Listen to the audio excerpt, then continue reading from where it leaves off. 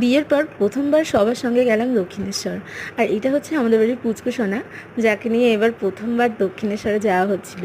যেহেতু বিয়ের পর এটাও আমার প্রথমবার, তার আগে একবার ছোটোবেলায় অনেক দিন আগে সবার সঙ্গে গেছিলাম। আর এটা হচ্ছে আমার শ্বশুরবাড়ির সবার সাথে প্রথমবার যাওয়া কোনো মন্দিরে। তো এখানে মা, দিদি, পুচকু যাচ্ছিল, আমিও যাচ্ছিলাম পিছনে। আরও অনেক মানুষ ছিল, যেমন বাবা ছিল, দাদা ছিল, আর আমাদের চিনি রানী ছিল।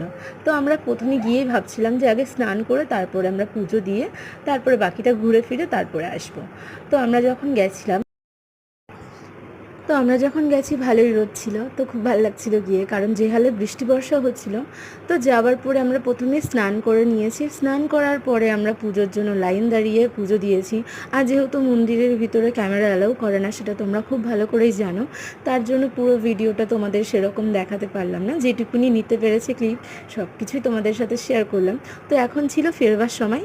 টাটা। যদি ভালো লাগে আমার চ্যানেলটা প্লিজ সাবস্ক্রাইব করো। বাই। জয় মা কালী।